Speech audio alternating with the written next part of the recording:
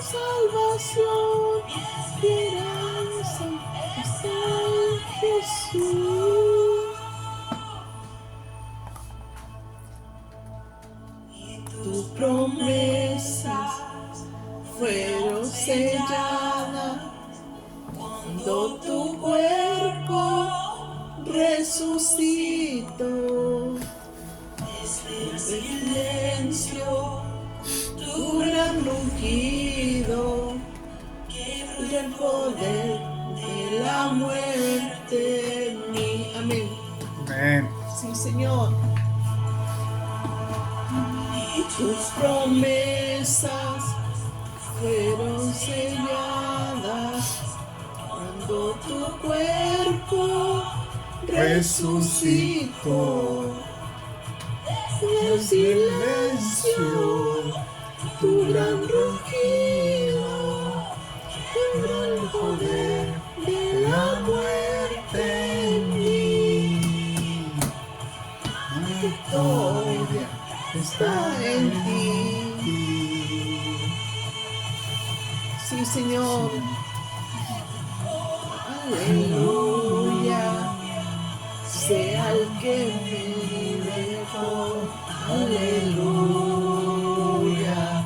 De la muerte me arrancó, las cadenas me levantó, y en su nombre hay salvación. Esperanza está en Jesús. Aleluya. Sea el que me liberó. Aleluya. De la muerte me arrancó, las cadenas quebrantó. En su nombre hay salvación y esperanza está en Jesús. Está en Jesús. Amén. Amén. Sí, sí. Mi esperanza está en Jesús. Ese es mi teléfono. Muito obrigado, Serpa. Queridos, vou voltar a ser marradeiro com vocês, tá? Mas sempre e quando seja possível, vocês, por favor, abram os seus vídeos, ok? Se não pode, tudo certo, não se preocupe. Eu vou aproveitar e pedir também a Daniela. Daniela, você pode orar para dar início à nossa reunião? Por favor. ¿Se va a escuchar bien con los audífonos? ¿Qué se escucha, Dani?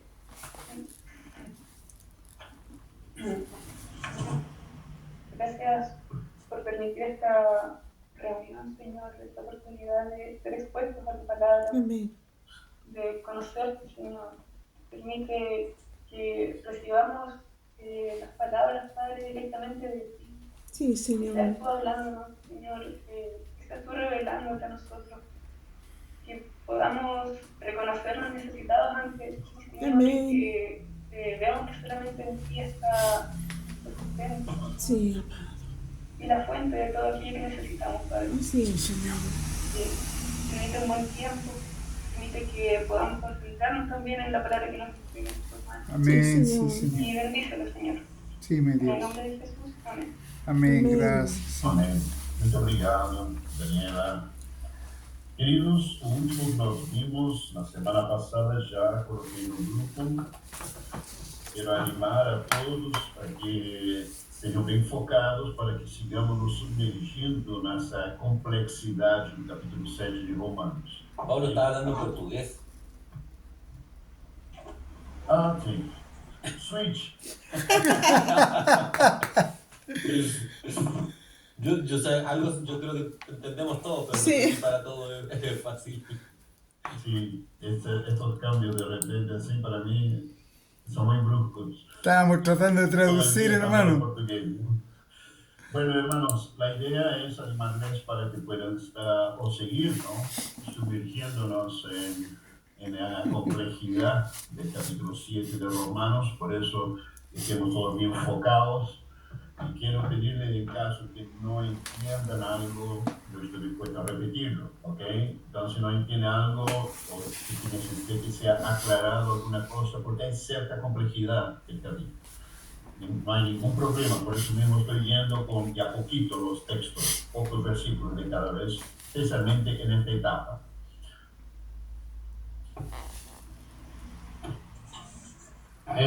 Estamos en Romanos 7 y vamos, si Dios permite, vamos a estar viendo del versículo 13 hasta el versículo 17.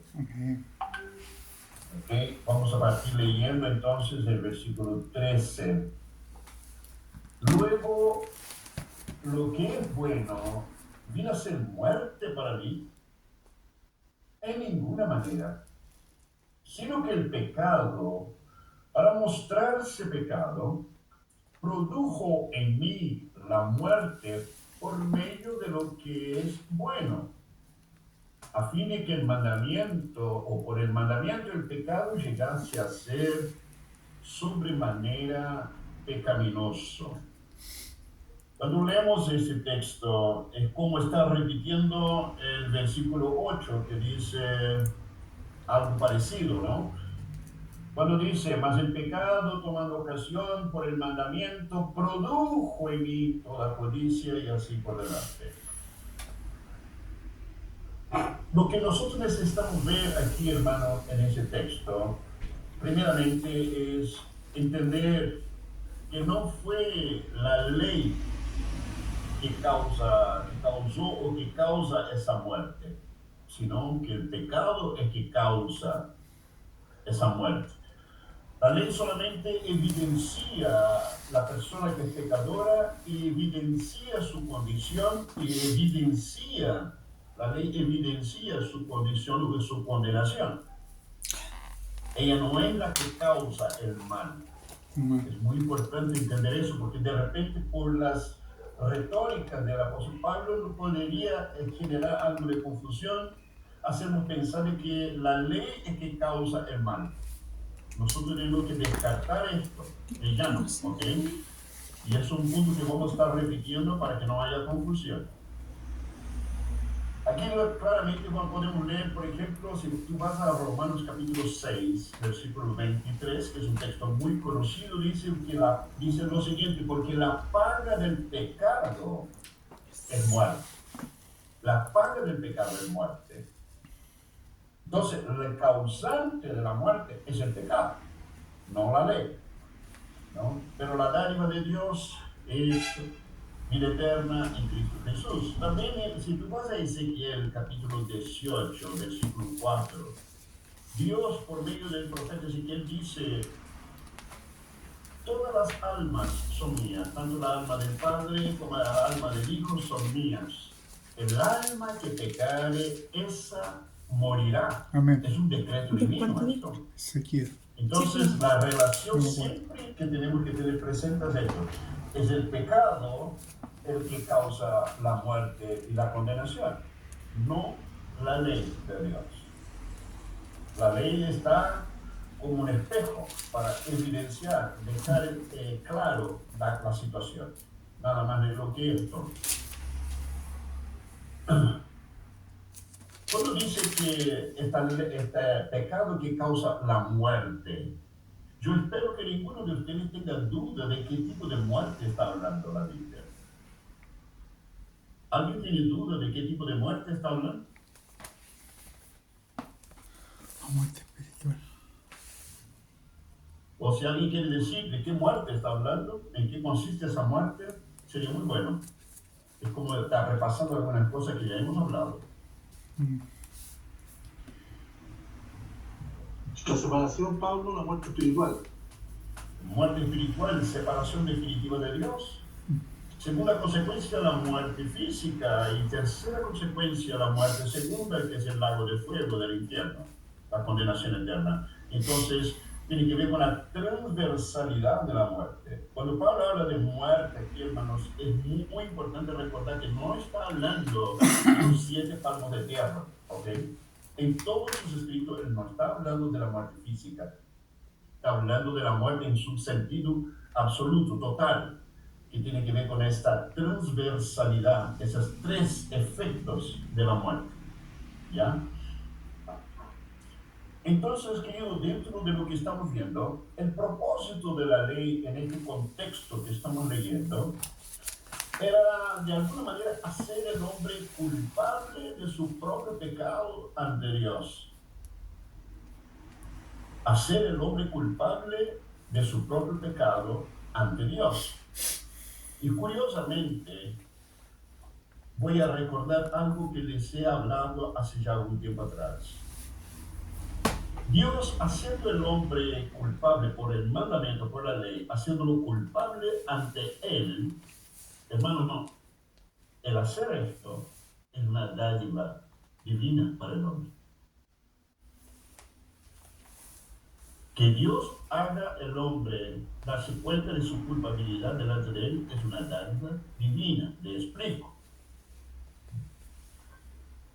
Como les he mencionado antes, al decretar la condenación, hermanos, sobre la humanidad, a causa del pecado, más bien a causa de la condición pecaminosa del hombre, usando la ley, Dios decretando condenación a la humanidad a causa del pecado por medio de la ley, esto fue un acto de misericordia de parte de Dios.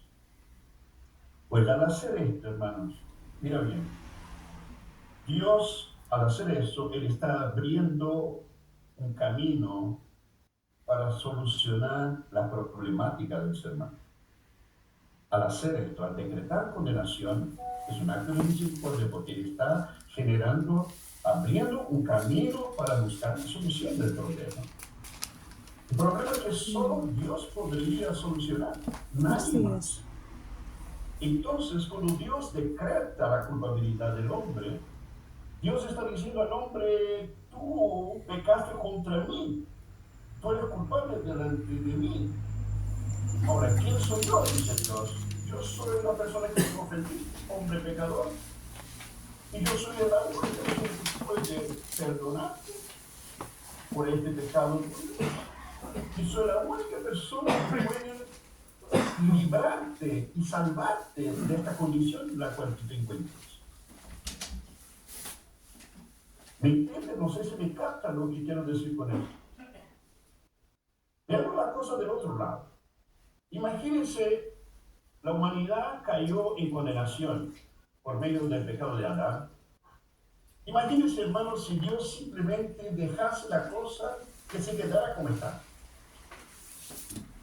Imagínense que Dios dijera, mira, Adán, te la embarraste, la humanidad se la embarró, y yo no voy a mover un solo dedo para hacer absolutamente nada al respecto. Dios seguiría siendo justo, seguiría siendo Dios glorioso, como siempre, no cambiaría absolutamente nada. Sí. Pero si Dios ignorase toda la situación causada por el hombre, imagínense, las consecuencias serían, nunca jamás habría ninguna posibilidad de salvación para la humanidad. Si Dios ignorase la situación. ¿Me captan? Sí. Si Dios ignora la situación del ser humano, tenía todo su derecho de hacerlo. Pero si lo hace, el hombre está sonado. No escapa nadie. Nadie escapa. Pero al condenarlo, está diciendo, tú pecaste contra mí. ¿Quién soy yo? El único que te puede perdonar y el único que te puede salvar de la embarrada que va a dar. Sí, Señor. Fue un acto de misericordia. Yo espero que todos hayan entendido esto que estoy explicando. Sí, Señor. Es muy importante entender esto. Porque la gente siempre tiene una mirada tan miope sobre el hecho de la condenación del ser humano.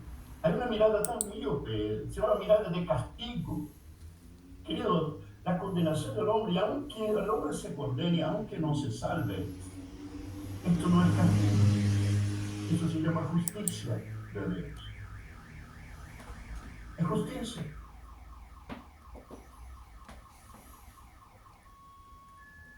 Bueno, sigamos. Como yo les dije, si tienen preguntas y si necesito repetir la explicación, lo hago. ¿Ok? Entonces, Dios abre un camino para solucionar el problema. Y ese camino Dios lo hace proveyendo la salida a través del arrepentimiento del hombre, a través del perdón de Dios y a través de la salvación. Sí.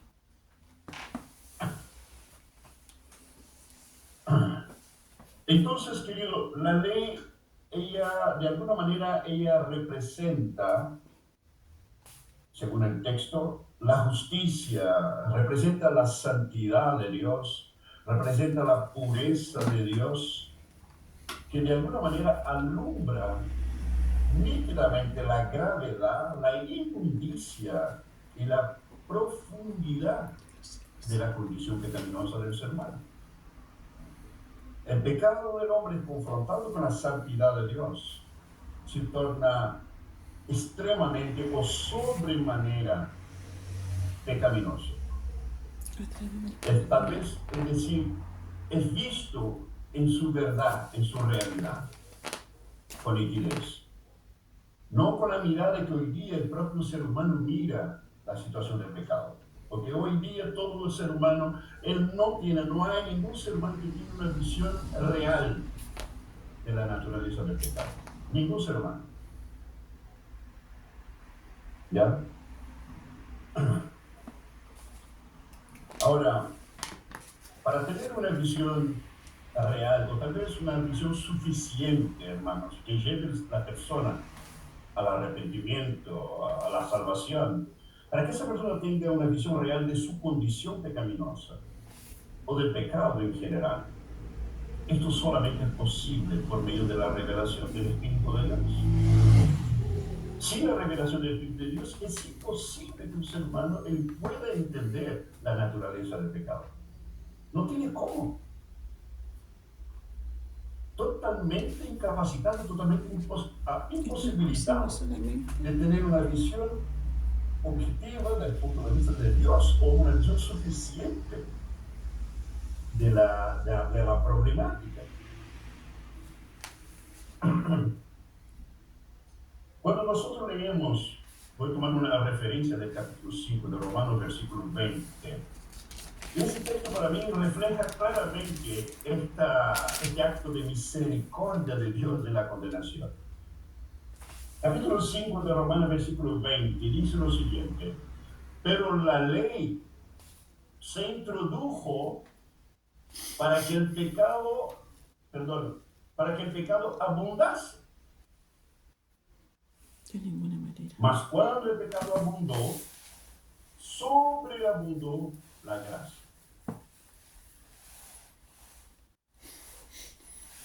La ley introdujo para que el pecado mostrase su verdadera cara. Y una vez que la mostrase, Dios mostraría una misericordia superior al horror del pecado. Amén. Donde abundó el pecado, sobreabundó la gracia. También en esto vemos que todo fue un acto de misericordia de Dios. Y ese texto de alguna manera reafirma aquello que yo les expliqué hace un momento. Vamos al versículo 14 del texto, hermano. Dice lo siguiente, el versículo 14. Porque sabemos que la ley es espiritual, mas yo soy carnal, vendido al pecado. Le ruego especial atención sobre ese texto. Subrayen o subriyen, no sé cómo decirlo en castellano, se me olvidó, esa expresión, la ley es espiritual. La ley es espiritual, ¿ok? Y la expresión que vemos Pablo utilizando la conjugación verbal en el presente, al decir yo soy carnal, como estuviera hablando en el presente, ¿ok? Vendido al pecado. Yo soy carnal, vendido al pecado. Es importante entender ese texto para ver el contexto. ¿ok?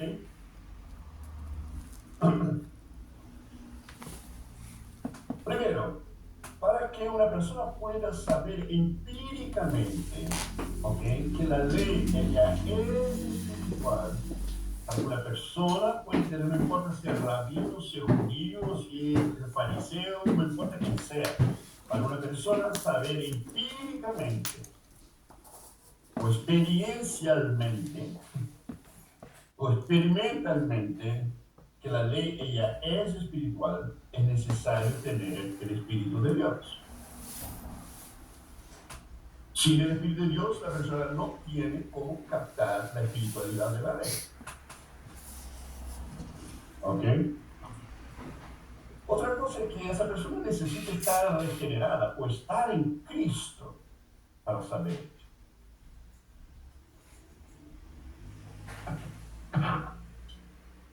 Y también creo es la única manera de entender, mira bien, es la única manera, solamente cuando somos confrontados por Cristo, es la única manera de entender que la ley fue dada por el propio Dios por medio de su Espíritu. Lo que estoy diciendo aquí a través de muchas maneras es para enfatizar ese punto, que la ley, bíblicamente hablando, ella es espiritual. Sabemos que las tablas de la ley fueron dadas en el monte Sinaí, pero además de eso están todas las revelaciones que el propio Dios dio a Moisés para que escribiera el Pentateuco o la ley. La ley fue dada por Dios. No saquemos de nuestra cabeza este elemento que es importante. Además hay otro elemento, que esta ley que fue dada por Dios. Ella, de alguna manera, ella toca el espíritu del hombre, haciéndole ver, mira bien, haciéndole ver su condición y su necesidad de Cristo. Sí, Señor. Vamos a leer 3 textos que son referencias a esto que acabo de hablar con ustedes. 3 textos bíblicos, ¿ok? Voy a repetir esos 3 elementos rápidamente antes de leer los textos. Primero, que para saber empíricamente que la ley es espiritual es necesario tener el Espíritu de Dios. Es necesario estar regenerado, es necesario estar en Cristo. También es la única manera de entender que la ley fue dada por el propio Dios y por medio de su Espíritu. Además de saber que la ley ella es usada para tocar el espíritu del hombre, haciéndole ver su condición y su necesidad de Cristo. Vamos a leer. A ver, ¿quién puede ayudarme? 2 hermanos que pueden ayudarme en la lectura. Levanta su mano, por favor, el que puede. Ok, Daniela, ¿quién más puede ayudar? Acá vamos. Sí, Esteban. Vamos a leer. Esteban, lea para nosotros Gálatas capítulo 3, versículo 24, por favor. Preste mucha atención en la lectura, hermano, porque son referencias a lo que acabo de decirles. Gálatas. Sí. Gálatas 3:24 dice, de manera que la ley ha sido nuestro ayo para llevarnos a Cristo, a fin de que fuésemos justificados por la fe. La ley ha sido nuestro ayo para llevarnos a Cristo. La ley tiene ese propósito, entre otros. ¿Ok? Daniela, lee para nosotros Romanos 10, versículo 4. Va a decir exactamente lo mismo que acabamos de leer, Esteban. Romanos 10, 4. Porque el fin de la ley es Cristo, para justicia a todo aquel que cree.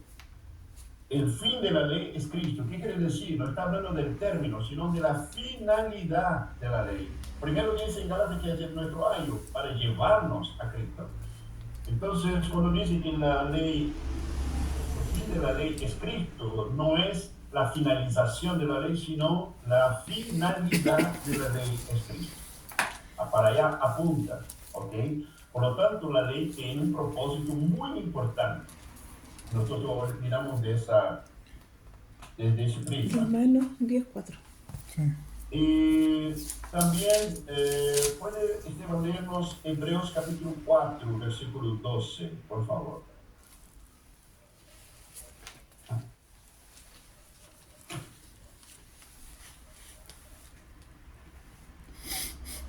Hebreos 4:12 dice, porque la palabra de Dios es viva y eficaz y más cortante que toda espada de dos filos, y penetra hasta partir el alma y el espíritu, las coyunturas y los tuétanos, y discierne los pensamientos y las intenciones del corazón. Interesante que cuando el escritor de Hebreos, algunos dicen que era Bernabé, yo personalmente creo que fue Pablo. El escritor de Hebreos, cuando escribió esto, curiosamente el canon del Nuevo Testamento todavía no estaba hecho. Evidentemente está hablando de la totalidad de la palabra de Dios en su generalidad, ¿ok? Entonces, es importante entender esto. La palabra de Dios cumple un propósito importante.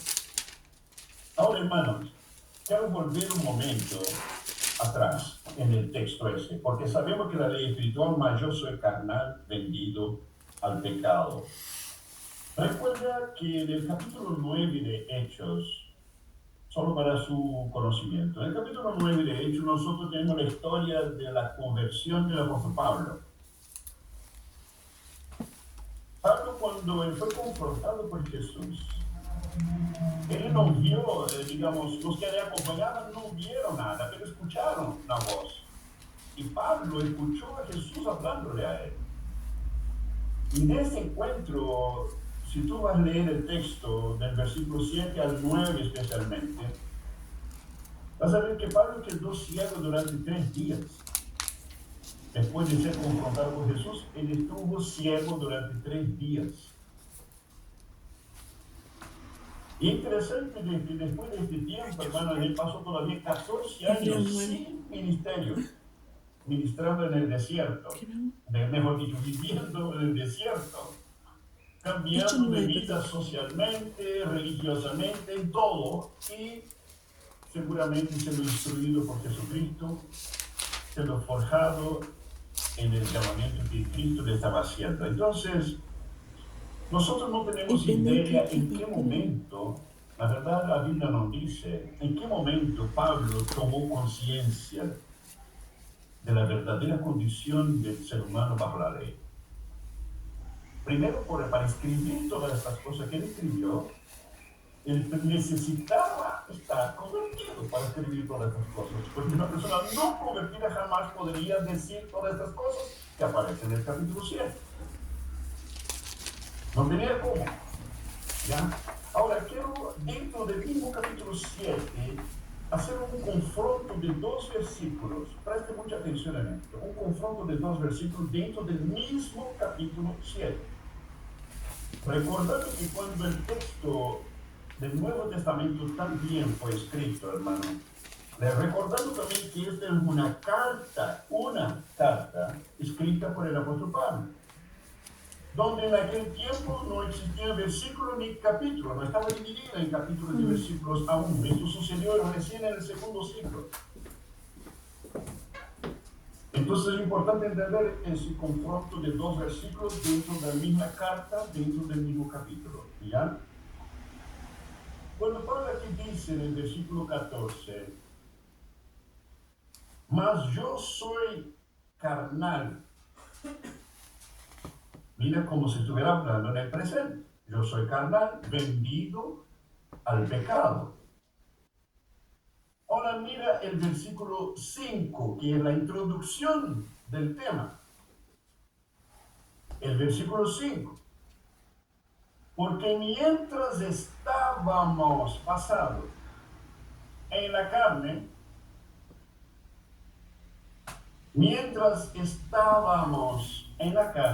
las pasiones pecaminosas que eran pasado por la ley, obraban en nuestros miembros, llevando fruto para muerte. Pablo aquí en el versículo 5 está hablando de algo pasado, de una triste, pecaminosa realidad pasada. aquí evidentemente él está así incluyendo dentro del grupo de personas a quien está dirigiéndose. Por eso les digo, hablo de la complejidad del capítulo 7 de Romanos, porque si ustedes el versículo 14 dice, yo soy carnal vendido al pecado. Después el versículo 5, antes de eso, porque cuando estaba en la carne, en el pasado, cuando vivía en las pasiones pecaminosas, estábamos siempre gerando fruto para la muerte, estábamos en la cosa pasada. Y capítulo 14, yo soy carnal, esclavo del pecado, vendido al pecado, tenía esa connotación, esclavo del pecado. ¿Será que estamos tratando con una persona sana mentalmente? Sigamos.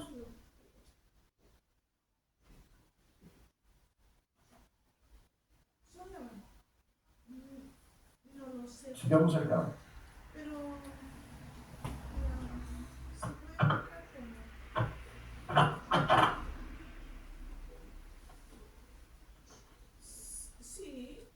También debemos recordar, queridos, no se olviden de este punto que tratamos ahora. Vamos a volver ahí. También debemos recordar, hermanos, las palabras del propio apóstol, no solamente a los romanos, también a los corintios. Que si nosotros no entendemos claramente el contexto del capítulo 7, vamos a ver el apóstol Pablo cayendo en franca y notoria contradicción. ¿Ya? Mira lo que es un texto que ya nosotros ya hemos leído, no sé si está de una o dos lecciones pasadas, pero en 2 de Corintios, capítulo 3. Esteban, puede leer por favor para nosotros. 2 Corintios 3, del 12 al 16. 2 Corintios 3, del 12 al 16. Pablo aquí hablando a la iglesia de Corinto, cuál era la realidad de las personas que estaban bajo la ley. 2 Corintios 3, del 12 al 16. Eso. Así que teniendo tal esperanza, usamos de mucha franqueza, y no como Moisés, que ponía un velo sobre su rostro para que los hijos de Israel no fijaran la vista en el fin de aquello que había de ser abolido, pero el entendimiento de ellos se embotó, porque hasta el día de hoy, cuando leen el antiguo pacto, les queda el mismo velo no descubierto, el cual por Cristo es quitado. Y aún hasta el día de hoy, cuando se lee a Moisés, el velo está puesto sobre el corazón de ellos, pero cuando se conviertan al Señor, el velo se quitará. ¿Quedó claro el texto? Pablo está dando testimonio que solamente el ser confrontado por Jesucristo es la única manera que el velo de la ceguera espiritual, y en ese caso él está hablando de los judíos, está hablando de los que están bajo la ley. Cuando somos robados por Cristo, el velo de la ceguera espiritual se corre, se corta, se rasga. Y ellos comienzan a tener un entendimiento claro del propósito de la ley y de la espiritualidad de la ley. Otra persona que pueda ayudarnos a la lectura, ¿quién puede ser? Ok, Francisca, lea para nosotros Romanos 3, versículo 30 y versículo 31, por favor. Romanos 3, versículo 30 y 31.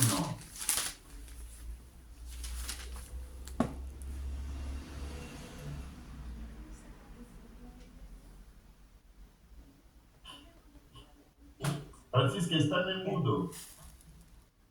Ahí sí. Ahí ¿Se sí. escucha? Sí. Ya. Hay solo un Dios y Él hace justas a las personas, tanto a los judíos como a los gentiles, únicamente por medio de la fe. Entonces, si hacemos énfasis en la fe, ¿eso significa que podemos olvidarnos de la ley? Por supuesto que no. De hecho, solo cuando tenemos fe cumplimos verdaderamente la ley. Y algunas traducciones dicen, ¿acaso invalidamos la ley por causa de la fe? Pablo dice, de ninguna manera, todo lo contrario, sino que la cumplimos, dice Pablo, la cumplimos. Amén. Es importante, hermanos, es muy importante esas palabras de Pablo y importante las palabras de Jesucristo. Yo sé que son textos que ya he mencionado varias veces, pero voy a repetirlo. En Mateo 5, versículos 17 y 18, Jesús dice, no penséis que he venido a abrogar la ley. No he venido a abrogar, sino a cumplir la ley. Y hasta que todas las cosas se cumplan, no pasará ni siquiera una tilde de la ley, dice Jesucristo. Con esto, con ese texto, nosotros podemos tener claramente una cosa. Ni Jesús ni el apóstol Pablo, hermanos, era antinomianista. Esos antinomianistas que se multiplican cada vez más en esta generación, que son aquellos, espero que se acuerden lo que es, son aquellas personas que dicen que ya la ley ya no corre, ya se acabó, ya no cuenta, ya no hay que tomar en cuenta, no hay, es como que el Antiguo Testamento ya hay que simplemente arrancarlo de la Biblia nomás, para ellos. Hay que tomar mucho cuidado con esto, mucho cuidado. ¿Ya? Y vamos a leer otro texto que está en línea con ese último texto que la Francisca leyó. ¿Quién más puede leer? Ok, y te lo leo para nosotros, también es un texto que ya hemos leído. Romanos capítulo 8, versículos 3 y 4. Romanos 8, 3 y 4. Dice, porque lo que era imposible para la ley, por cuanto era débil por la carne, Dios, enviando a su Hijo en semejanza de carne de pecado, y a causa del pecado, condenó al pecado en la carne, para que la justicia de la ley se cumpliese en nosotros, que no andamos conforme a la carne, sino conforme al Espíritu. Para que la justicia de la ley se cumpliera en nosotros. Al estar en Cristo, la justicia de la ley se cumple en nosotros, dice Pablo. ¿Ok? Volvamos a esta frase, mas yo soy carnal, vendido al pecado. Hermano, la palabra carnal aquí en el griego es sarkikos. Es una palabra que se origina en sarx, ¿ok? Sarkikos, que significa en este caso entregado al pecado o dado a la carnalidad, en este caso. Como entregado o dado a la carnalidad. Eso es sarkikos, ¿ok? En el griego. Y también dice que vendido. La palabra vendido aquí en el griego es una palabra cortita y es prao, ¿ok? Prao. Y ese término, ese verbo, él significa que algo que está expuesto como mercadería, algo que está expuesto como mercadería. Cuando Pablo dice que yo soy carnal,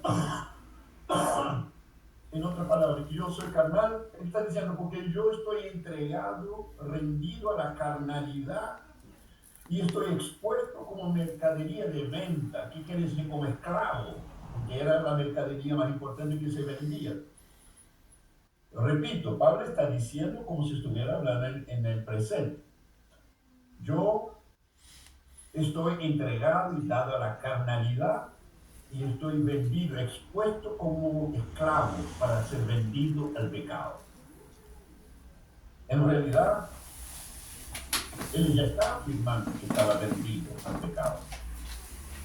El pecado ya lo había comprado, si podemos decir así. Y él, cuando dice vendido al pecado, en este caso está refiriéndose a la naturaleza pecaminosa. Recuerda que está hablando en singular. Está hablando en singular. Vendido al pecado, dice, bajo el dominio, en este caso, de la naturaleza caída. Bajo el dominio de la naturaleza pecaminosa. ¿Ya? Ahora, hermanos, yo solamente quiero hacer otro contraste de textos bíblicos dentro del propio libro de Romanos, para que ustedes entiendan lo que Pablo está diciendo aquí. A la luz de lo que hemos leído en este versículo 14 y a la luz de lo que hemos leído en Romanos 7:5. ¿Ok? Por ejemplo, hermanos, ¿cómo que alguien, vamos a suponer que Pablo, ese que está diciendo aquí, está hablando de su realidad presente? Vamos a suponer que él está hablando de su realidad presente. ¿Cómo que alguien en estas condiciones, en esta misma carta que está escribiendo, cartas y, repito, sin versículos y sin capítulos, sin división alguna, puede decir, como está él mismo dice en el capítulo 6, estas cosas? Voy a leer a las cosas que él dice, pero voy a leer, escúchala a la luz de esa expresión del versículo 14. Yo soy carnal, venid al pecado. ¿Cómo que alguien en esas condiciones puede decir esto en el capítulo 6, versículos 1 y 2? ¿Qué pues diremos? ¿Perseveraremos en el pecado para que la gracia abunde? En ninguna manera. Porque los que hemos muerto al pecado, ¿cómo viviremos aún en él? Eso es la expresión del capítulo 6 del propio Pablo. Y veamos más. El versículo 6, que también es bien conocido de todos nosotros. Sabiendo eso, que nuestro viejo hombre fue crucificado juntamente con él para que el cuerpo del pecado sea destruido, a fin de que no sirvamos más al pecado. ¿Cómo que soy carnal vendido al pecado? Sigamos. Versículos 11 y 12. Así también vosotros consideraos muertos al pecado, pero vivos para Dios en Cristo Jesús, Señor nuestro. No reine pues el pecado en vuestro cuerpo mortal, de modo que no obedezcáis en sus concupiscencias. ¿Cómo que yo soy carnal vendido al pecado? Sigamos. Versículo 14. Porque el pecado no se enseñoreará de vosotros, pues no estáis bajo la ley, sino bajo la gracia. ¿Cómo que soy carnal, vendido al pecado? Sigamos, versículos 17 y 18. Pero gracias a Dios que aunque erais esclavos del pecado, habéis obedecido de corazón a aquella forma de doctrina a la cual fuisteis entregados, y libertados del pecado, vinisteis a ser siervos de la justicia. ¿Cómo que soy carnal vendido al pecado? Vamos a leer más. Versículos 22 y 23. Mas ahora que habéis sido libertados del pecado y hechos siervos de Dios, tenéis por vuestro fruto la santificación y como fin la vida eterna, porque la paga del pecado es muerte, mas la dádiva de Dios es vida eterna en Cristo Jesús, Señor nuestro. ¿Cómo que soy carnal y vendido al pecado? ¿Me están siguiendo? Bueno, ese es el capítulo 6. Fue antes de decir, todo eso él dijo antes de decir que era carnal y vendido al pecado. Vamos al versículo 8. Después que dijo que era carnal y vendido al pecado. Vamos a ver el capítulo 8 como referencia. Romanos 8, versículos 1 y 2. Ahora pues ninguna condenación hay para los que están en Cristo Jesús, los que no andan conforme a la carne, sino conforme al Espíritu. Porque la ley del Espíritu de vida en Cristo Jesús me ha librado de la ley del pecado y de la muerte. ¿Cómo que soy carnal y vendido al pecado? Ahí hay más. Versículos 6 al 8. Porque el ocuparse de la carne es muerte, mas el ocuparse del espíritu es vida y paz. Porque por cuanto los designios de la carne son enemistad contra Dios, porque no se sujetan a la ley de Dios ni tampoco pueden. Exactamente eso estaba explicando él en el capítulo 7. Y los que viven según la carne no pueden agradar a Dios. ¿Cómo se atreve a decir que soy carnal, bendito al pecado? Queridos, ¿estamos frente a un apóstol esquizofrénico?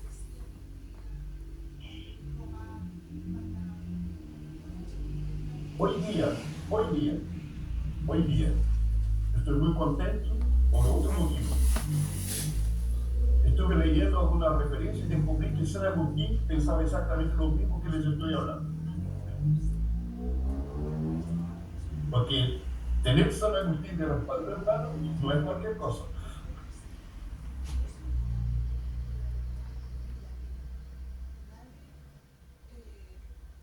¿Me están entendiendo, querido, lo que acabo de leer para ustedes? Bueno, sigamos. No terminamos, pero es sumamente importante que ustedes no pierdan el hilo de lo que estamos hablando, ¿ya? Otra vez insisto, por la complejidad del capítulo 7 de Romanos, que ha sido sacado de contexto en forma casi universal. Y esto ha inducido y ha corrompido la doctrina de la cruz de Cristo.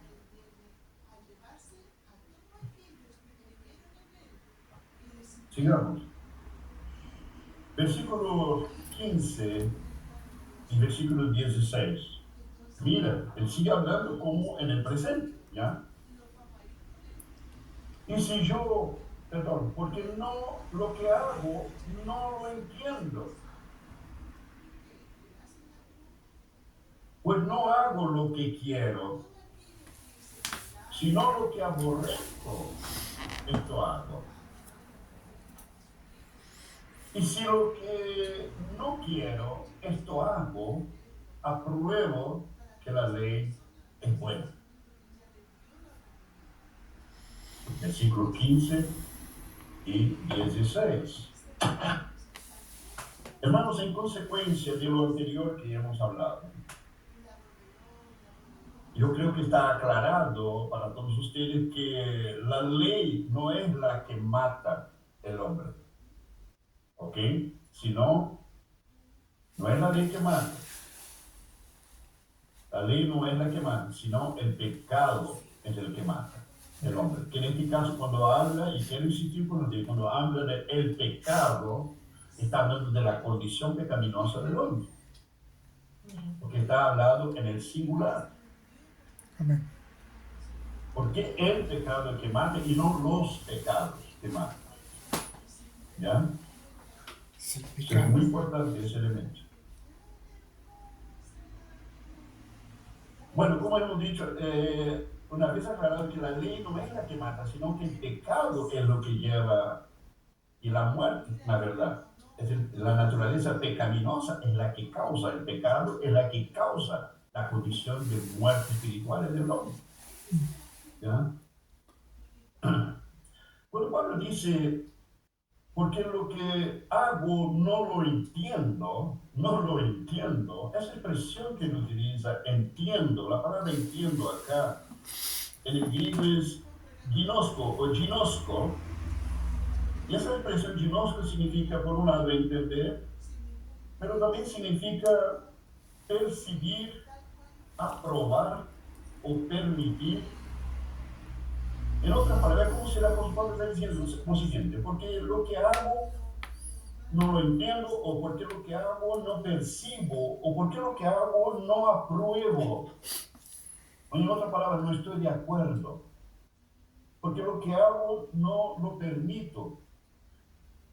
Lo que Pablo está diciendo es que él estaba consciente, aún bajo la ley, de los pecados que cometía. Vamos a seguir viendo esto.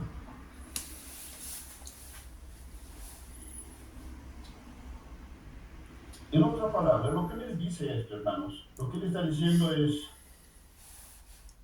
no apruebo, pero yo no tengo el control de la situación. Yo no puedo, no sé cómo dominar esto. No tengo cómo controlar esta situación. Es lo que él está diciendo.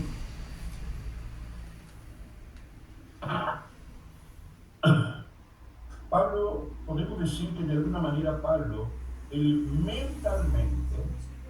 mentalmente, porque él lo dice, en el mismo capítulo él lo dice, ¿ya? Él mentalmente, él quería hacer lo que era correcto, pero no podía hacerlo. ¿Por qué que él quería, la mente le quería? Porque Pablo era un legalista. Hermano, él era un legalista. La ley del antiguo pacto era su razón de existir prácticamente. Y repito, en su mente él quería, pero la naturaleza pecaminosa en él lo esclavizaba, de manera que aun quien sabía lo que era correcto, él no podía hacerlo, no tenía cómo hacerlo. ¿Ya? Aún así, hermanos, es interesante ver que en esos dos versículos que hemos leído, el apóstol Pablo, él asume, de alguna manera, él asume la culpa sobre sí mismo en esto, demostrando el conflicto que hay entre la carne, las sarx, y el espíritu del hombre que está bajo la ley. Ese conflicto es real.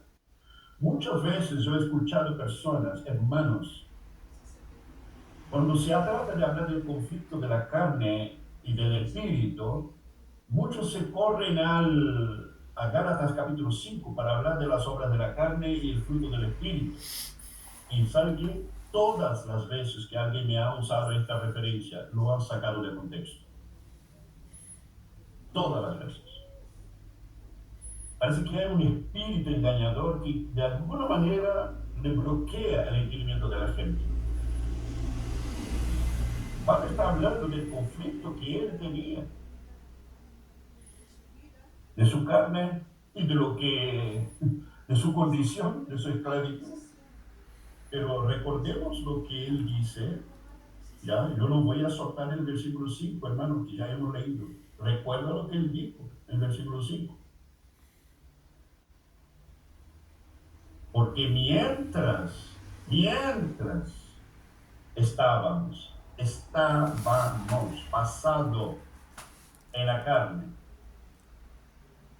las pasiones pecaminosas que eran por la ley, que estaba bajo la ley, obraban en nuestros miembros, llevando fruto para muerte. Quiero recordarles que esas expresiones verbales en el presente, Pablo no está hablando de su realidad presente, sino de una experiencia pasada. No pierdan de vista las referencias del capítulo 6.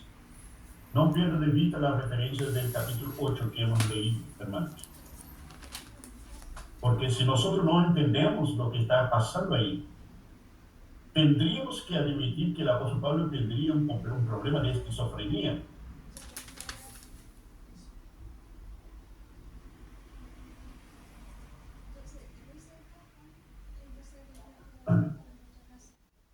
Pero podemos decir también de que ahora que él fue confrontado por Cristo, que el velo fue quitado, el velo que él mismo menciona en capítulo 3 de 2 Corintios, ahora que el velo fue quitado, quedó claro para él o era su verdadera condición bajo la ley. Es por eso no se olviden de poner esos dos textos juntos. Romanos 7:5, Romanos 7:14. Pónganlo juntos, esos dos versículos.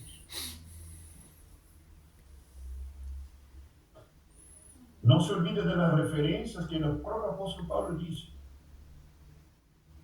Que es Cristo quien abre el entendimiento, es Cristo quien abre los ojos espirituales para que la persona entienda lo que necesita entender. Ahora, ¿en qué momento eso aconteció con él? Nosotros no sabemos. ¿Serán esos 3 días que estuvo ciego? Puede ser. O puede haber sido después. Porque quedó desaparecido por 14 años. Hermano, Sí, hermano. ¿Tendrá alguna relación o tendrá algún sustento, lo que le voy a decir, que el Señor usa lo que Pablo sabía de la ley, su profundo conocimiento de la ley, para revelarle estas cosas? No tiene nada que ver. No, hermano. No, a medida que vamos a avanzar, tú te vas a dar cuenta que no. ¿Ya? Vamos a avanzar.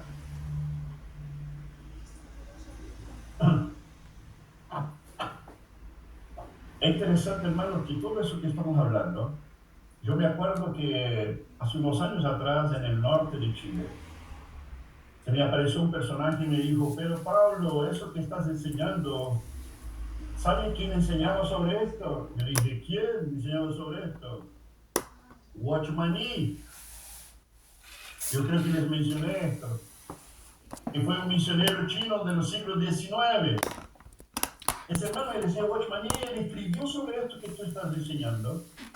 Tanto que en sus escritos Watchman Nee dijo, el apóstol Pablo debería haber escrito Romanos 7, 6, 8. Y no 6, 7, 8, sino 7, 6, 8. Para que la gente comprendiera mejor.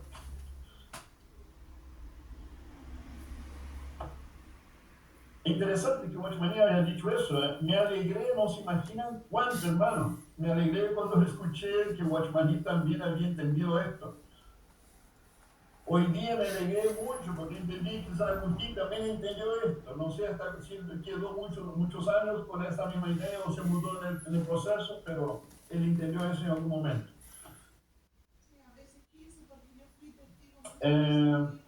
Bueno, sigamos.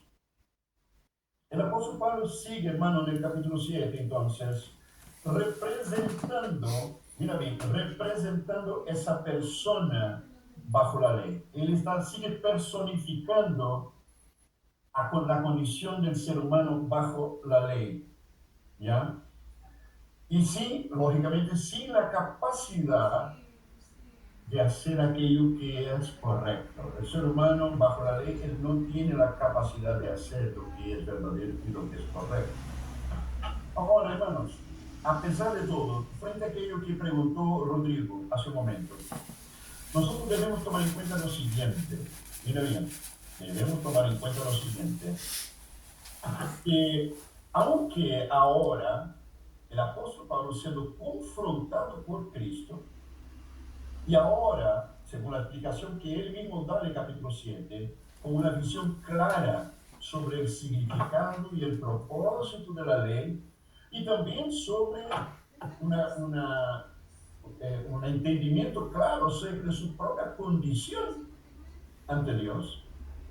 A pesar de, hay que tomar en cuenta que antes que esto aconteciera, digo bien, antes que esto aconteciera, Pablo tenía, como preguntó Rodrigo, un alto patrón de moralidad por la ley. Pablo tenía un alto patrón de moralidad según la ley. Aunque en la carne.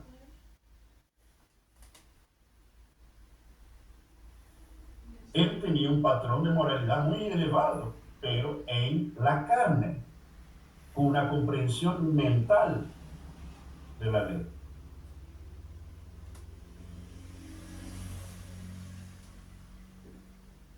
Insisto y repito, cuando él dice que digo que él tenía una comprensión mental de la ley, él lo dice en el final del capítulo, ¿ya?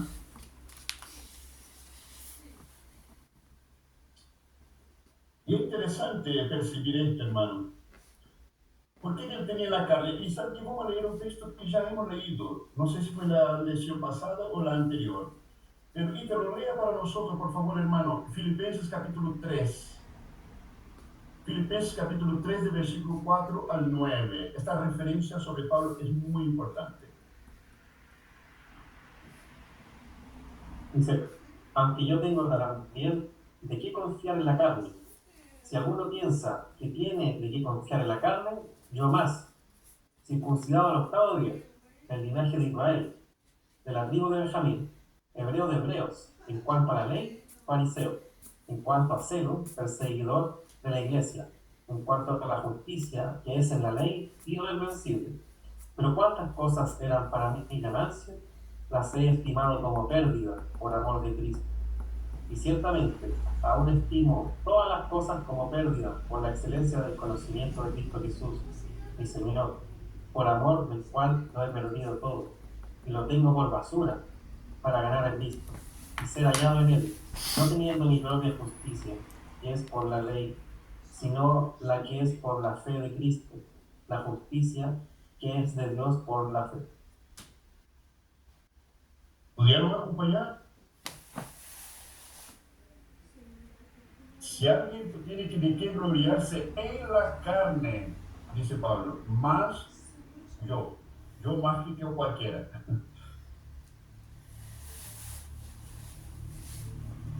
Porque él tenía un alto patrón de moralidad, pero en la carne. ¿Ya? Es un detalle sumamente importante. Ahora, hermano, quisiera compartirles algo. Voy a tratar de resumir esto que voy a decirles.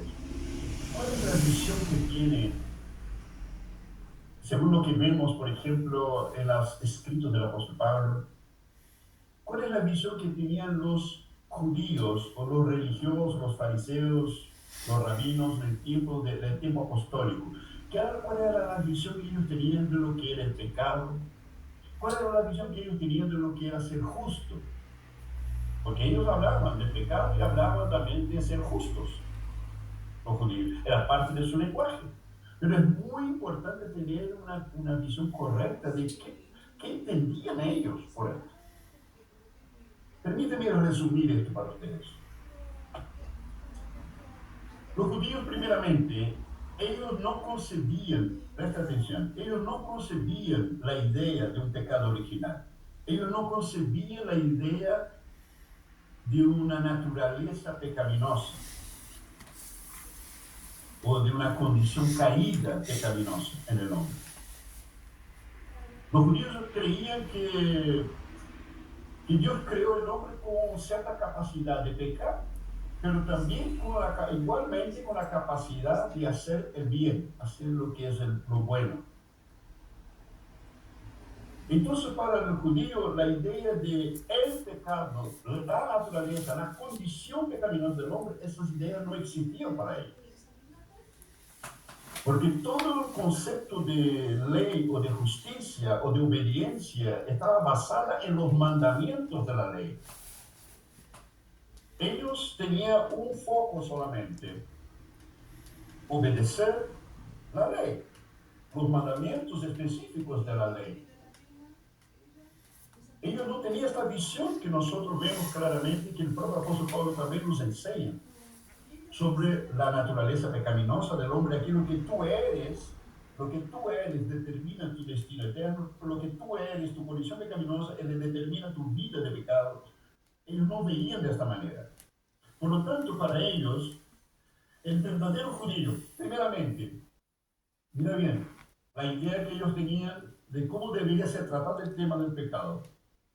El judío que era justo a los ojos de Dios para ellos, él debería ser celoso de la ley y vivir esforzándose para cumplir lo máximo de la ley. Y su corazón y toda su sinceridad tiene que estar volcada enteramente a los mandamientos de Dios. Y él debía hacer de Kiko y Caco, hacer lo que sea necesario para cumplir los mandamientos. Aún sabiendo de que no iba a poder cumplir todos los mandamientos. Pero ellos sumaban este esfuerzo, esta sinceridad, esa dedicación a la ley, esta sinceridad, ellos sumaban esto a la condición a la identidad de ellos como pueblo judío, como hijos de Abraham. Sumaban a esto el hecho de que ellos eran considerados y sabían que ellos eran un pueblo escogido de Dios. Y por ser un pueblo escogido de Dios y ser hijos de Abraham y ser los hijos de la promesa, según ellos entienden que ellos eran los hijos de la promesa, ellos ya decían: nosotros somos los hijos de Dios, nosotros somos los escogidos de Dios. Por lo tanto, como escogidos de Dios, tenemos una identidad garantizada. Dios es nuestro y nosotros somos de Él. Por lo tanto, como esta es nuestra identidad, por lo tanto, debemos vivir en función de cumplir los mandamientos del Señor. Pero si tú vives esforzándote y haciendo todo lo que puedes, aún no pudiendo cumplir con todo, si a esto tú sumas la sinceridad, tú eres considerado un judío justo delante de Dios. Tú eres justo, según ellos, delante de Dios. Cuando Pablo dice que era impecable en cuanto a la justicia de la ley, no, compadre. A esto se refería. Hasta que el propio Cristo le abrió los ojos y le hizo ver que todo esto era pura tontera nomás.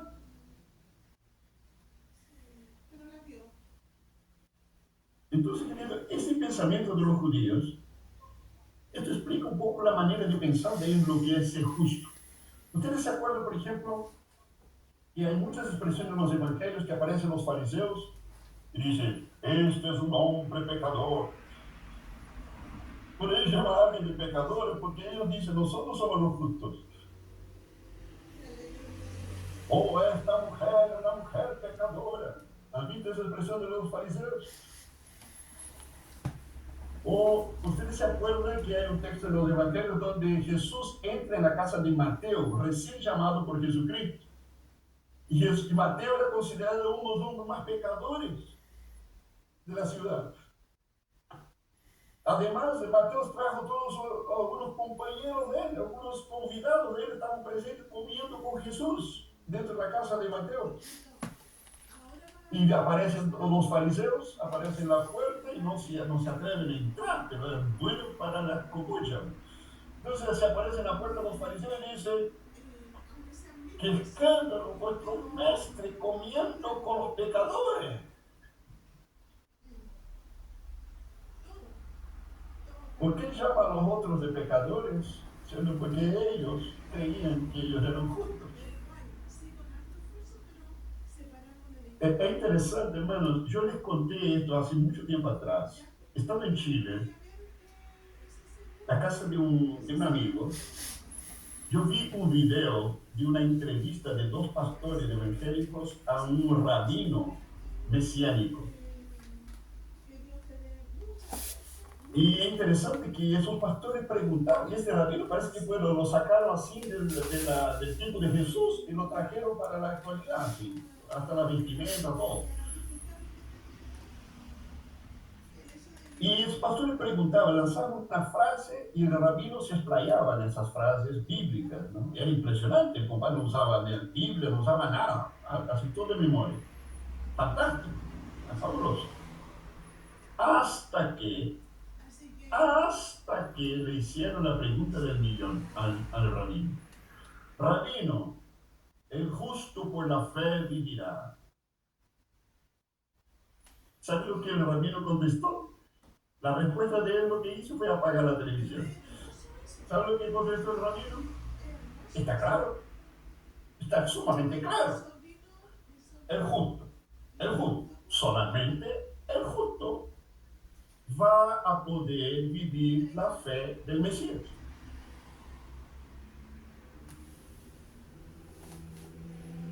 ¿Entendieron? Traduciendo, ser hombre, el primero tiene que ser justo. ¿De qué manera ser justo? Cumpliendo los mandamientos del Señor. Claro que tiene que sumar la sinceridad porque nunca va a poder cumplir completamente. Hasta ellos asumen esto.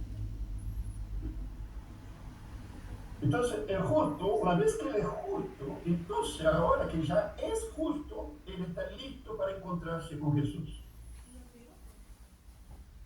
Él ahora está listo para poder vivir en obediencia en la fe del Mesías. Ellos son literalistas, así como muchos calvinistas hoy son literalistas.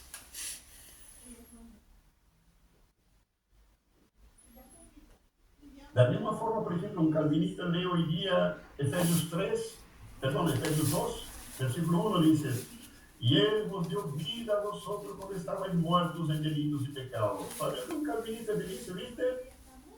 Él te regeneró cuando estabas en pecado.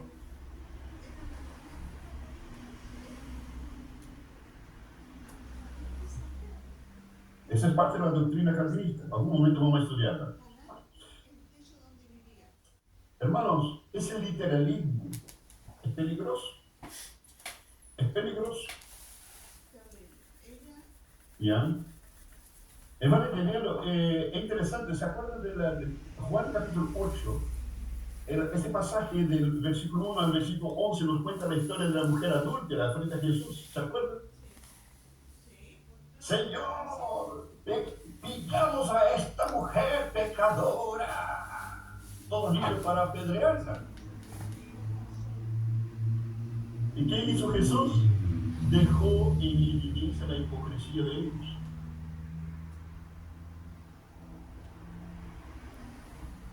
Dejó en evidencia, oye, llamando a la mujer pecadora, pero ellos no lo eran.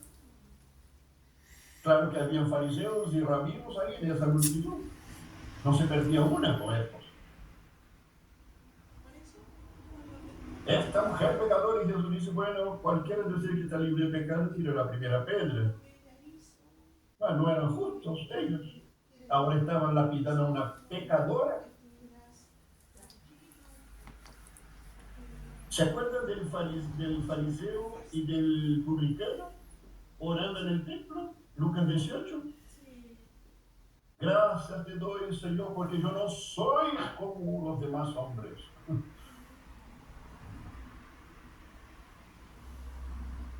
Porque yo hago esto, hago esto, hago esto, hago esto, hago esto, hago esto. Él se enfocaba en lo que hacía, los mandamientos de la ley. Y el publicano le dijo, Señor, no voy a hablar de nada, de hacer ninguna cosa. Ten misericordia de mí, porque yo soy, no hago, yo soy pecador. Él apuntó a la identidad, ¿verdad? Y Jesús dijo a los discípulos, ¿quién ustedes creen que bajó a su casa justificado?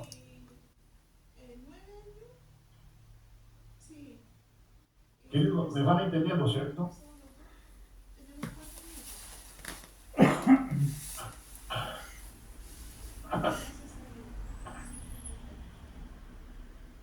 Es interesante que como cristianos hacer un poco de aplicación.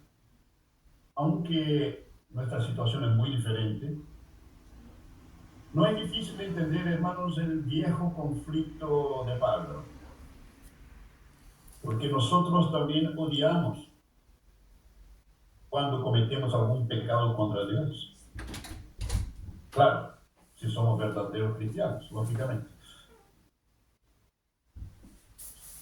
Y así como Pablo, queridos, que tenía absoluta certeza de que la ley que él mismo quebrantaba era buena, nosotros también.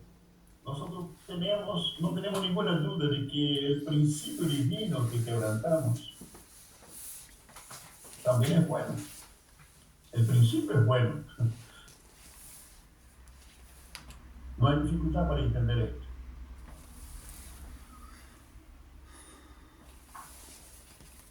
Pero es muy importante tener esa perspectiva correcta de la forma de pensar de los judíos, ¿ya? Es muy importante tener ese entendimiento.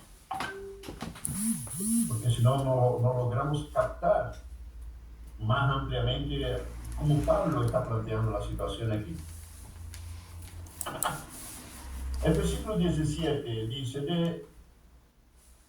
de manera que ya no soy yo quien hace aquello, sino el pecado que mora en mí. Otra vez, el pecado que habita. El pecado que... Pablo no está hablando de un pecado que fue cometido, un pecado específico. Está hablando de un pecado que habita, que arrendó o que compró su casa, compró el cuerpo de él como casa. El pecado que mora en mí, dice el apóstol.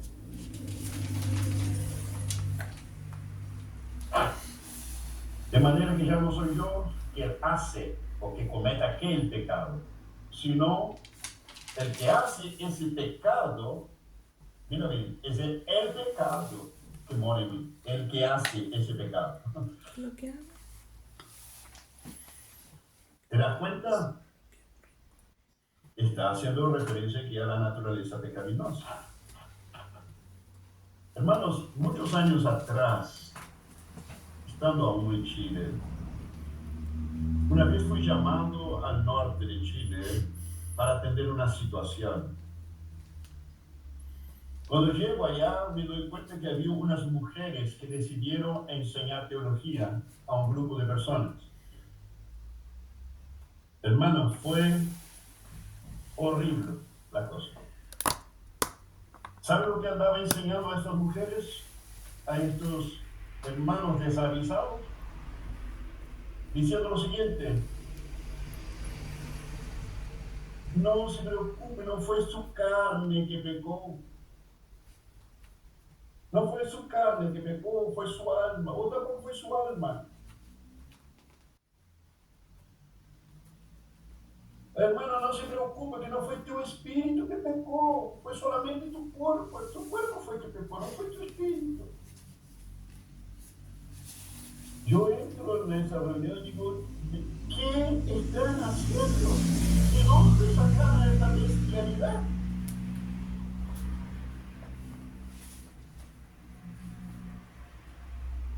Y induciendo muchas mujeres al error. Fue difícil, pero bastó una sola reunión para acabar con la payasada. De ese tipo de mentalidad, por ahí estos grupos, hay muchos grupos en Chile, especialmente con algunos apóstolos que vienen de Bolivia y de otro lado por ahí, que andan con esta historia. Cuidado de ellos, mucho cuidado con ellos.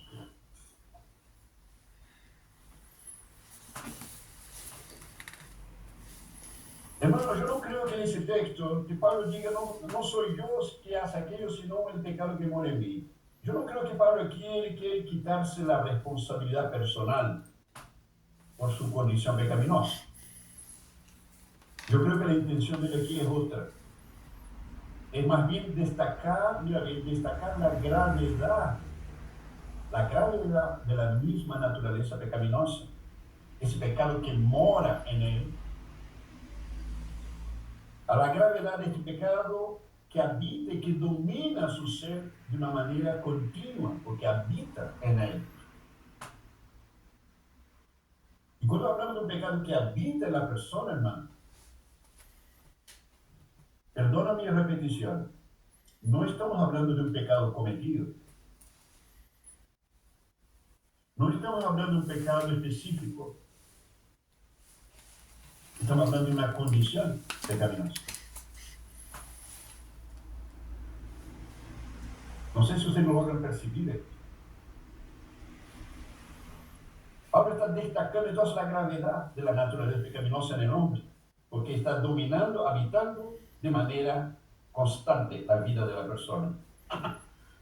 Mira bien cómo el apóstol Juan, él va en contra de ese pensamiento. El apóstol Juan va en contra de ese pensamiento. ¿Usted me puede ayudarme nuevamente, hermano? Primero de Juan capítulo 3. Mira con 3 cuantos.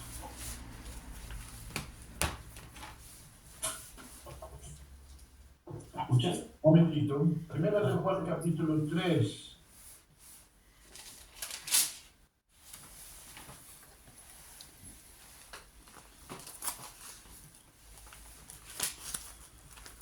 Versículos 9 y 10, por favor.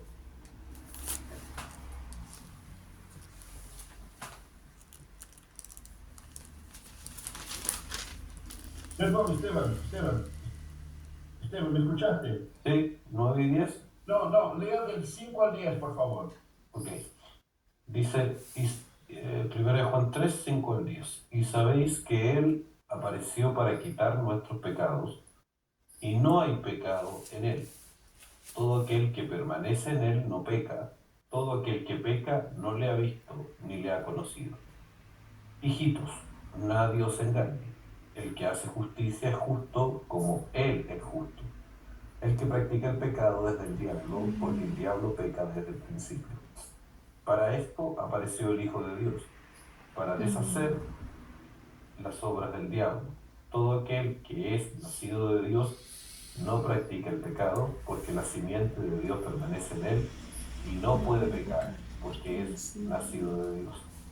En esto se manifiestan los hijos de Dios y los hijos del diablo. Todo aquel que no hace justicia y que no ama a su hermano no es de Dios. Que no peca, hermano, no está necesariamente haciendo referencia a que no comete pecado, ¿ya? Y vaya a ver otras traducciones de la Biblia, va a salir así. Y aquellos que son nacidos de Dios no viven en la práctica del pecado. Así sale en la mayoría de las traducciones.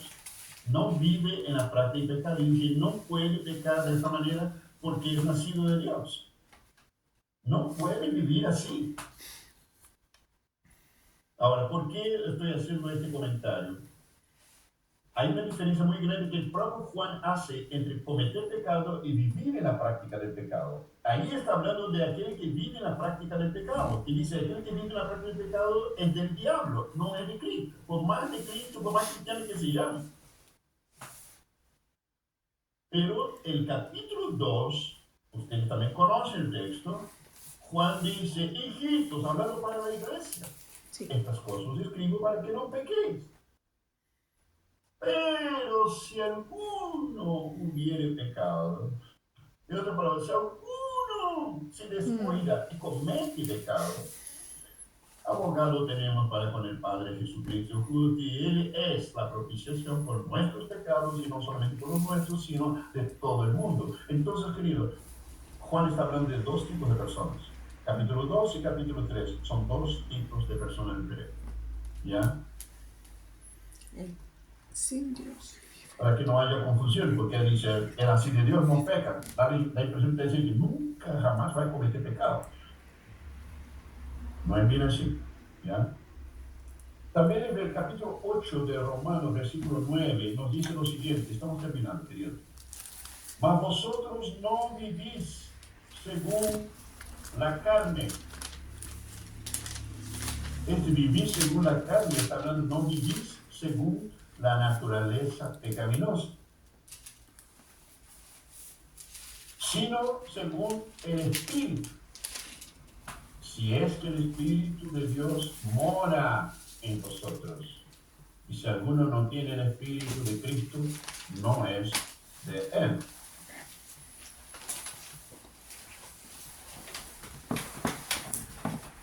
Entonces Pablo aquí no está quitándose el cuento de la responsabilidad personal frente a la condición pecaminosa, hermano, más bien destacando la naturaleza horrenda, la gravedad de la naturaleza pecaminosa, ¿ok? Y esa naturaleza pecaminosa que domina, que habita de manera continua. Claro, Pablo está aquí hablando de una persona no regenerada, no nacido de Dios, no nacido de nuevo. Importante entender esto. Y esta presencia moradora domina, hermano, los razonamientos. Pablo está explicando esto. Domina los razonamientos, perturbando y oscureciendo el entendimiento y la capacidad de juicio. Esto es lo que Pablo está diciendo acá. Por eso la persona está impotente frente al pecado. Es como decir que es un elemento alienígena. que necesita ser extirpada la naturaleza pecaminosa. Y la prueba de esto, hermano, está justamente en la regeneración, una de las doctrinas más combatidas por Satanás en esta generación. Es justamente la doctrina de la regeneración, el nacer de nuevo. La prueba de que necesita ser extirpada es justamente la regeneración, cuando somos hechos nueva creación o nuevas criaturas, nueva creación, libres para obedecer a Dios y para vivir en santidad.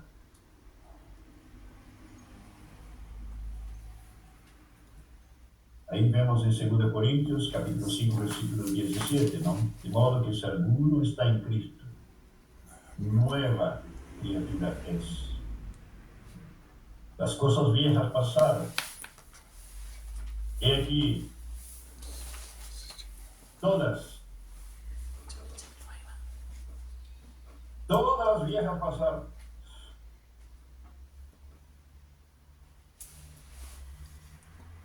Algunas Biblias, ¿por qué estoy enfatizando eso? Porque algunas Biblias no dicen todas. ¿Ya he revisado esto? La mano. Todas pasaron. He aquí son hechas, todas son hechas nuevas. ¿O Pablo está equivocado?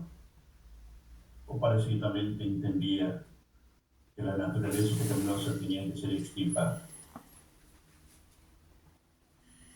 Hermanos, comentarios, preguntas, algo que no entendieron, tal vez fue un poco denso hoy día. Pablo, para aclarar un poco más la terminología, tú que manejas más el griego, el término, la frase, ¿tú nos podrías aclarar un poco más el término "el justo por la fe vivirá"? Ya. Nosotros, yo creo que el texto que mejor aclara esto justamente es el más famoso de todos, Romanos 1, versículos 16 y 17.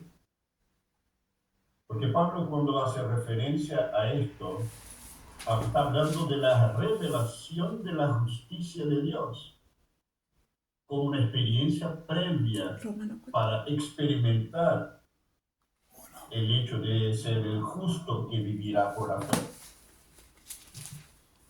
Esto es una doctrina, hermano, yo me regodeo como chanchito en el barro cuando entro a hablar de la justificación o la justicia de Dios. Es un tema para mí central, ¿ya?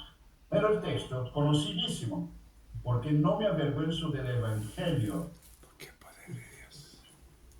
Pablo dice eso antes del texto, ¿ya? No me avergüenzo del Evangelio porque es poder de Dios para salvación a todo aquel que cree. Hay que creer para ser salvo. Al judío primeramente y también al griego. Y ese texto, versículo 17, hermano, es sumamente sustancioso. Dice, porque en él, aquí en mi Biblia dice en él, en algunas otras Biblias dice, porque en el Evangelio, ¿ya? Pero queridos, está diciendo la misma cosa, ¿ya? Cuando dice, porque en él, refiriéndose a Cristo, y otra está diciendo, porque en el Evangelio, porque Cristo y el Evangelio, estamos hablando de la misma cosa, Cristo es el Evangelio. Porque en el Evangelio, para mí bien, tiene que ser en el Evangelio. Si no hay Evangelio, eso que vamos a decir, no existe posibilidad de acontecer. La justicia de Dios se revela. La justicia de Dios se revela. La justicia necesita ser revelada. Si alguien no recibe entendimiento revelado por el Espíritu Santo de la justicia de Dios, hermano, no existe ninguna posibilidad para esta persona. Y dice que esta justicia se revela por la fe. Sabemos que la revelación y la fe son dos elementos que hemos enseñado bastante y que van siempre juntos, la revelación y la fe. La justicia de Dios necesita ser revelada para que pueda existir un justo. Porque esta justicia revelada es que va a convertir a un pecador en justo.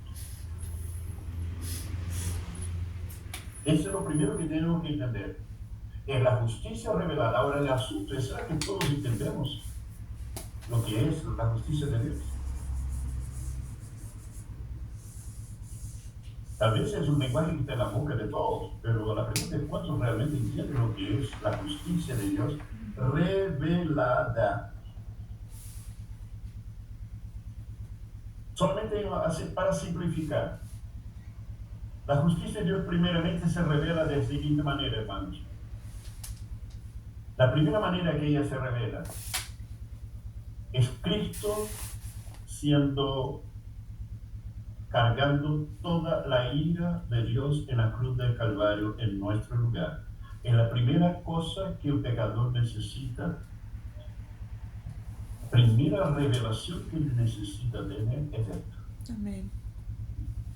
Cristo está recibiendo la ira de Dios en su lugar en la cruz del Calvario. Y eso no puede ser comprendido mentalmente, querido. Eso necesita ser revelado por el Espíritu de Dios, porque algo tiene que acontecer en el corazón y en el espíritu de la persona.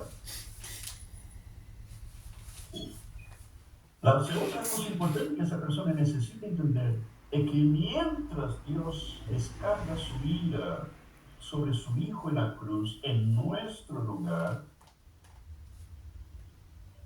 simultáneamente, la razón que lo lleva a hacer esto, parte del propósito de hacer todo esto, es que simultáneamente Él está haciendo posible extender misericordia, perdón, amor y salvación sobre el pecador. Si una persona dice que conoce lo que es justicia de Dios en la vida y no entiende esos dos puntos, esa persona no tiene idea de lo que es justicia de Dios. ¿Ok? Son dos puntos. Cristo sobrellevando la ira de Dios en nuestro lugar y simultáneamente esa persona recibe revelación de que Dios está haciendo esto para extender perdón, misericordia, amor y salvación sobre el pecador. Sin la revelación de estos dos elementos, es imposible una verdadera conversión. Solamente vamos a tener prosélitos, agregando un número de inútiles. Así es.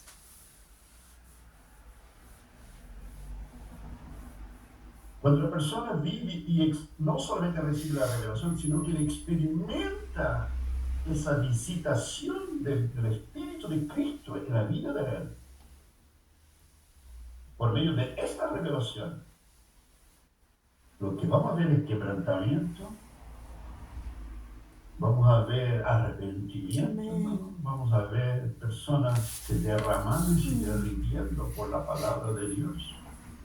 Vamos a ver personas arrepentidas y siendo perdonadas y recibiendo y abrazándose de la cruz de Cristo. Así es. Desesperadamente. Cuando esto está aconteciendo,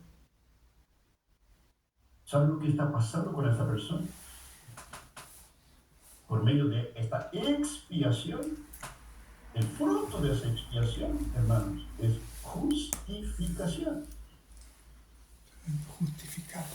Dios, a través de esta sangre derramada, Él está justificando a ese pecador. En otras palabras, está sacándole de su condición de muerte espiritual y trayéndolo a la vida por medio de la justicia. En otras palabras, el justo por la fe vivirá, porque él creyó en esto Dios lo saca de su condición de muerte y lo traslada A la vida. Amén. a la vida Amén, de amén. Cristo, a la vida del Reino. Esa transformación, hermanos, es el primer paso que el justo vivió. El justo él fue justificado y él fue resucitado de la muerte para la vida. El justo por la fe vivirá. Pero el justo no solamente es sacado de estado de muerte para la vida por la fe. Por este mismo poder, por esa misma justicia que fue implantada en él, va a generar fruto, va a multiplicarse, va a crecer, hermano, va a fortalecerse, y todo, y siempre, y continuamente, por medio de la misma fe que lo sacó de la muerte. Esta misma fe lo va a acompañar en toda su peregrinación durante toda su vida con Cristo. Entonces el justo por la fe vivirá de muerte a vida y continuar su peregrinación por la vida como justo y por la misma fe. Por eso el texto sigue diciendo de fe en fe, por fe y para fe. No sé si fue suficiente claro, hermano. Amén. Excelente, maestro. Gracias. Gracias. Hermano Pablo, Sí.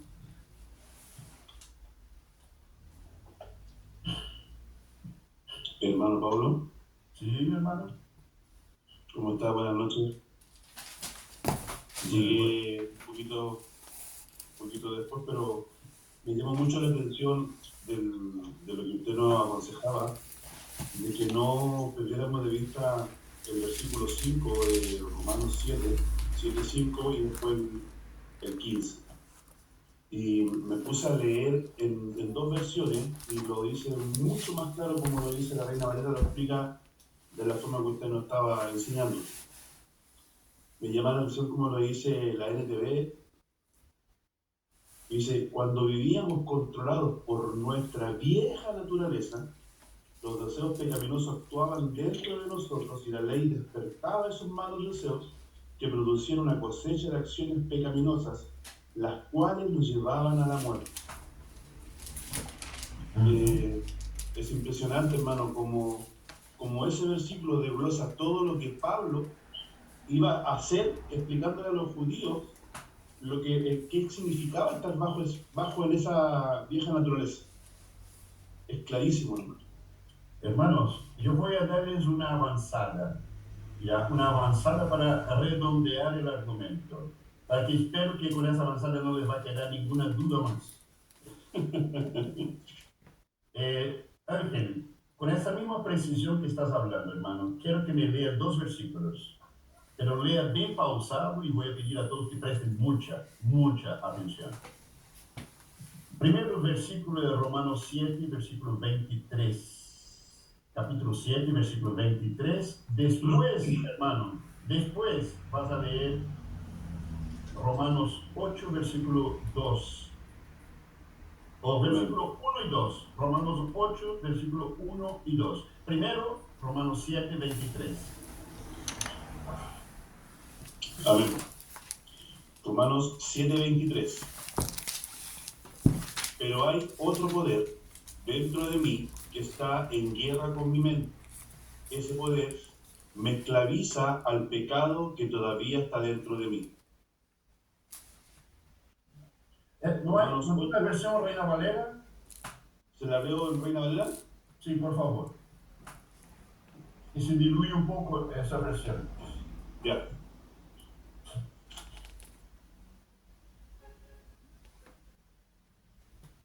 Pero veo otra ley en mis miembros que se revela contra la ley de mi mente y que me lleva cautivo a la ley del pecado que está en mis miembros.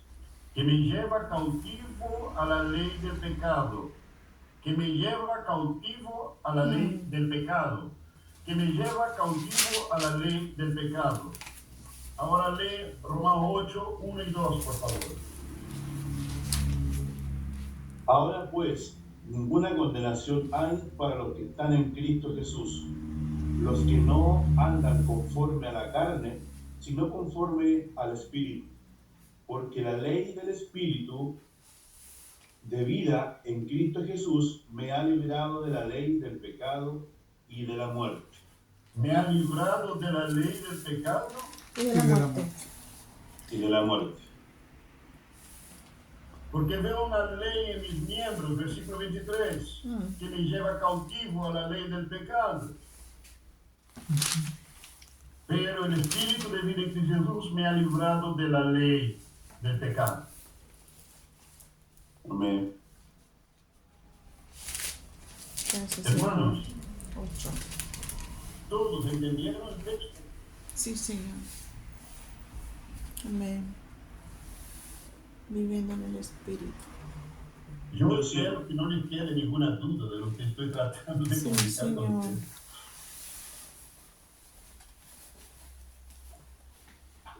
Gracias, hermano Pablo. Bueno, queridos, ese texto nos deja claro que Pablo no era esquizofrénico, ¿ya? Simplemente estaba planteando la situación en la cual un ser humano que vive bajo la ley, la lucha que vive una persona bajo la ley. Y si usted presta mucha atención, todo el capítulo 7 solo habla de la ley, no habla de ninguna otra cosa.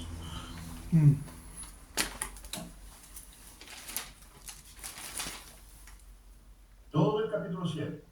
La ley, el precepto, el mandamiento, lo mismo.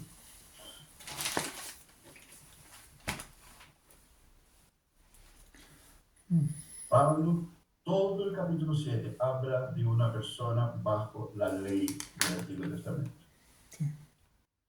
Ya, bajo el pecado. Clarísimo, Pablo. Sí, Señor. Gracias. Amén. Bueno, gracias. Se muestra a sí mismo como Hermano, pecador. creo Sí. que Pablo. sí. Sí. Bajo la Sí, ley. hermano, ahora,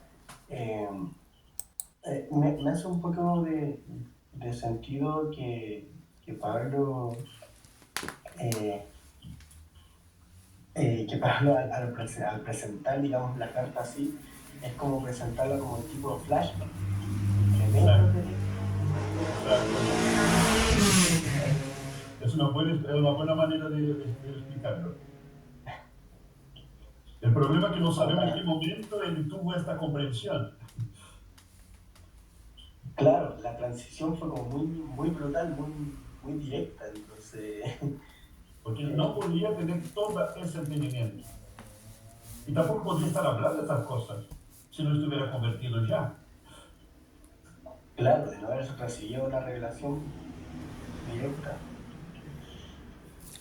Bueno, ya sí, voy a pedirte, hermano, que tú puedas orar para que podamos terminar. Yo sé que estos temas, si tienen preguntas, anótenlas, ¿ya? Sobre lo que tratamos hoy, porque es demasiado importante. Hermanos, no sé si ustedes logran dimensionar esto, queridos. Amén.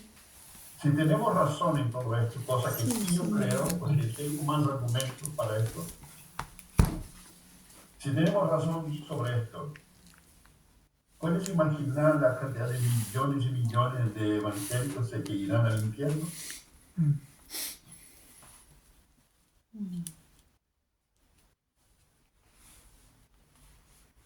Amén. Porque es el pecado que lleva a la muerte.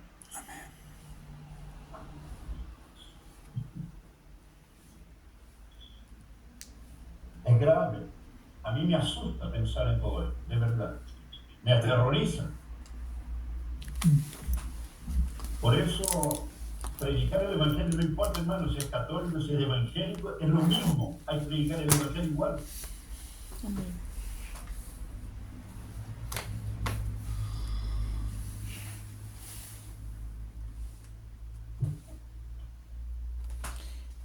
Que Dios tenga Por la misericordia. ley del Espíritu de vida. Bueno, ya sí, ora por favor, hermano. Señor, muchas gracias por Jesús. seguir revelándote a nuestra vida, Señor. Muchas gracias por Amén. permitir estos tiempos, Señor, donde podemos conocerte, Señor. Más Sí, que Señor. saber de ti, Señor, Gracias por darte a conocer. Gracias, Señor, por tu Espíritu, Señor, que nos ha revelado, Señor, que te ha ido sabiduría, Señor, sobre nuestro hermano Pablo, Señor, y Sí, a través de él tú lo Señor. usas, Señor, para conocerte más. Señor. Muchas gracias. Te pido que toda esta enseñanza, Señor, quede guardada en Grabada en nuestro nuestra espíritu, mente, Señor, Señor, y que bendito. nos sigas hablando, Señor, en ella. Sí, Durante la Padre. semana, Señor, el fin de semana, con otros hermanos que lo podemos compartir también, Señor. Sabemos que la Amén. relación no es egoísta para uno mismo, Señor, Sí, sino que Señor. es también para los demás. Amén. Muchas Amén. gracias te damos, Señor, por este tiempo y Sí, bendecimos tu Padre. nombre esta hora, Señor. Amén. Amén. Amén. Amén.